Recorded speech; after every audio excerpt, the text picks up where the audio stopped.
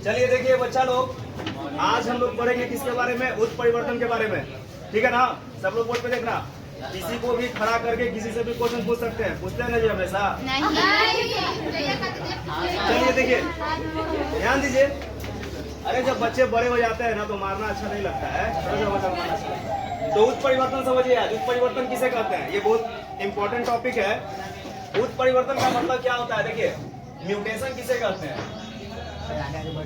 Mutation में क्या होता है ना कि कोई भी जीव इस पृथ्वी पे पाया जाता है तो सभी जीवों का शरीर जो है वो क्या चीज से मिलकर बना होता है? कोशिका से।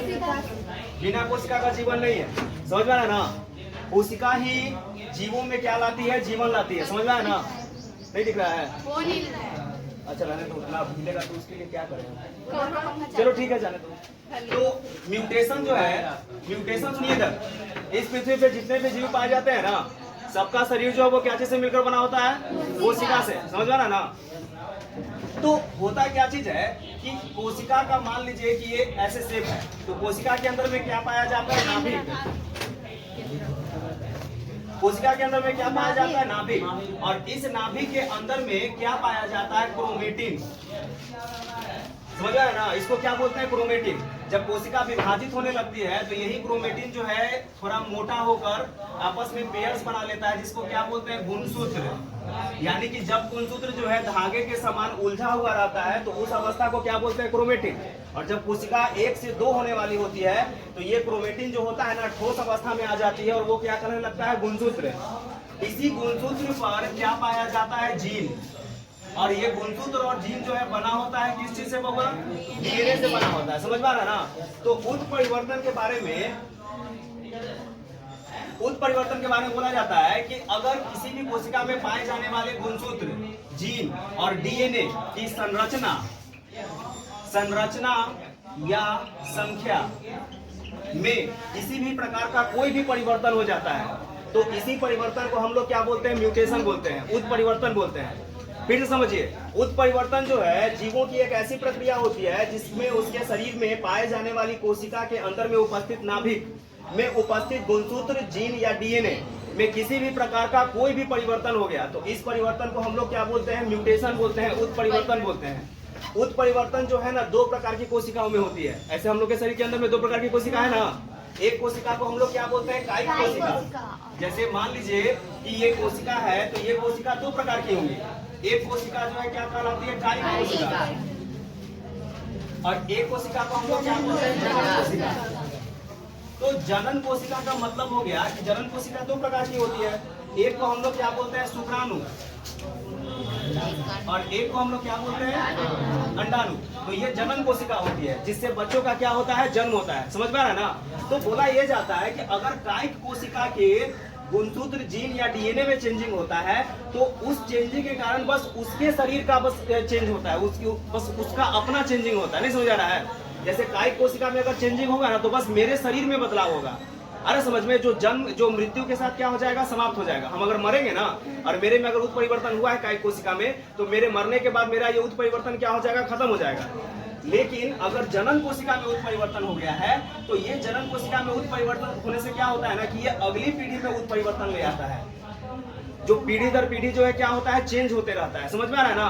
तो जनन कोशिका में होने वाला उत्परिवर्तन पीढ़ी दर पीढ़ी स्थानांतरित होता है, लेकिन कायिक कोशिका में होने वाला उत्परिवर्तन जो है ना मृत्यु के साथ क्या हो जाता है? समाप्त हो जाता है।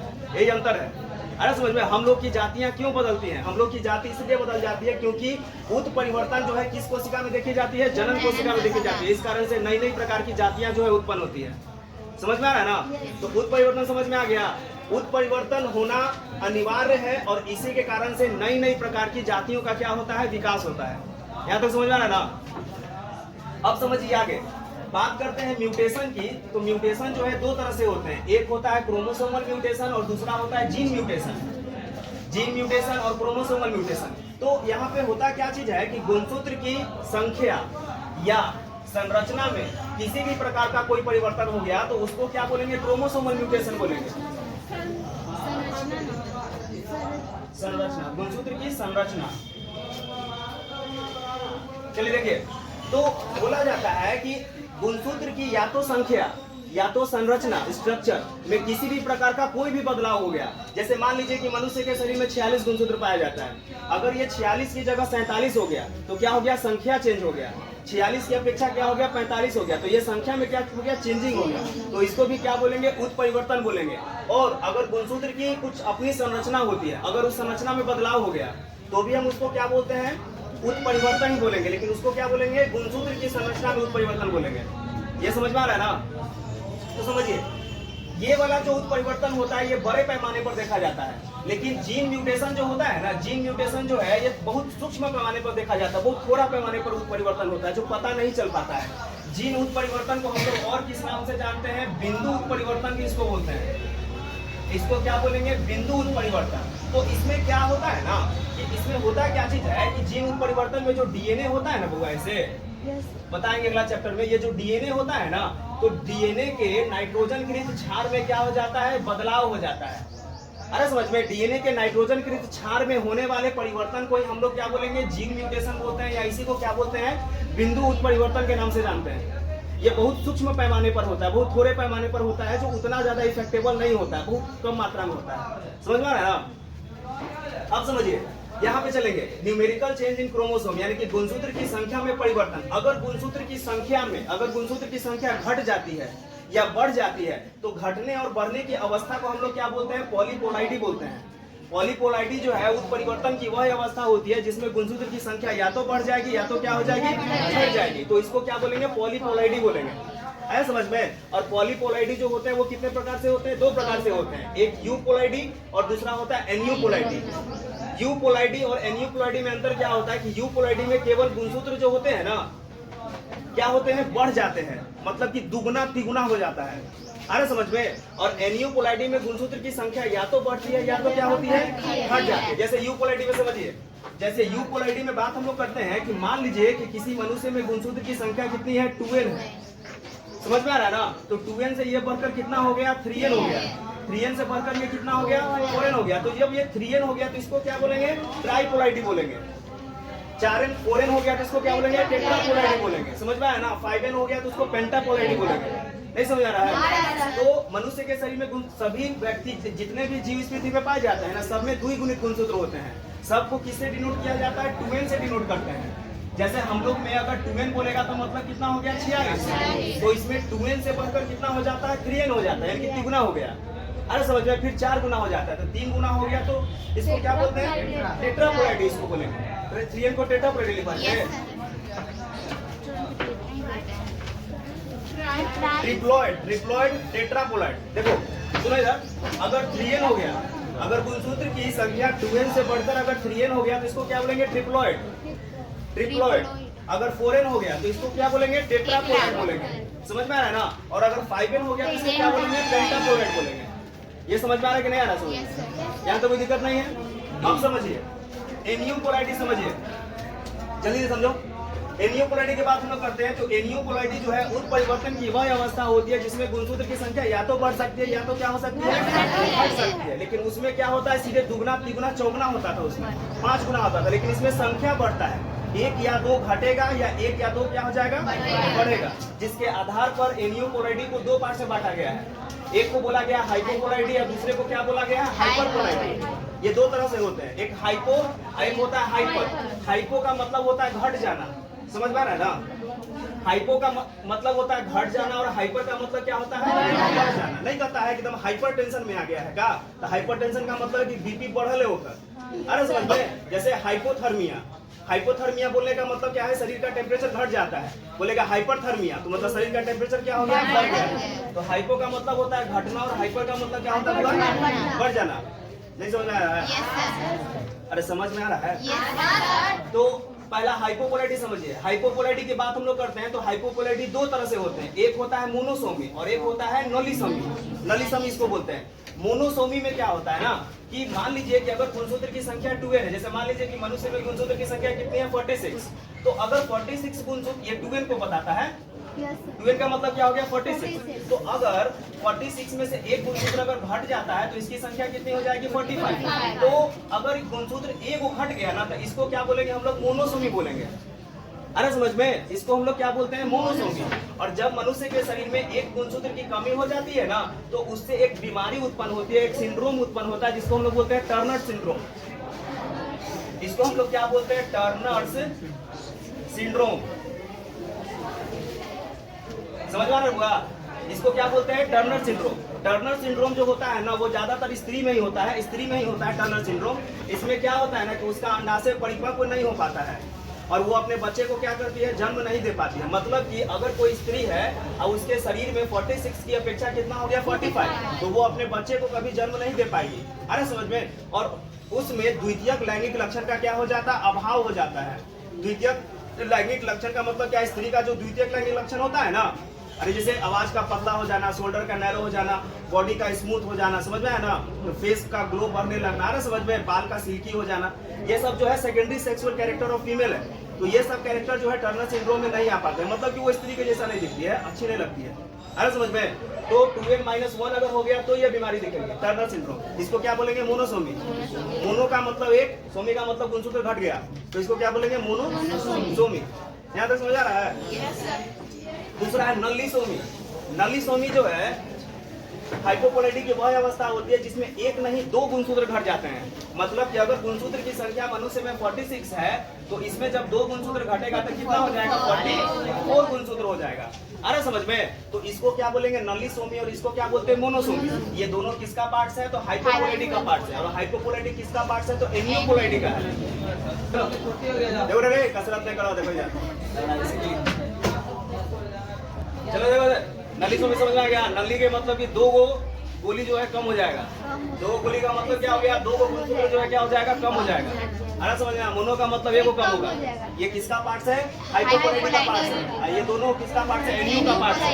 अब सुनो हाइपरपोलैरिटी, सुनो देखो, हाइपरपोलैरिटी की बात हम लोग करते हैं, तो हाइपरपोलैरिटी में गुणसूत्र जो क्या होता है, बढ़ जाते हैं। इसमें या तो गुणसूत्र एक बढ़ेगा, या तो दो बढ़ेगा, या तो एक एक करके दो को बढ़ेगा। नहीं समझ आ रहा है। जैसे हाइपरपोलैरिटी का कितना पार्ट्स होता है, 3 पार्ट्स होता है। सबसे पहले को ट्राइसोमी बोलते हैं, दूसरे को डबल ट्राइसोमी बोलते हैं, और तीसरे को टेट्रासोमी बोलते हैं। समझो, इसमें ट्राइसोमी में क्या होता है कि गुणसूत्र की संख्या अगर किसी मनुष्य में 46 है, तो इसमें एक गुणसूत्र बढ़ जाएगा, तो कितना हो जाएगा, 47।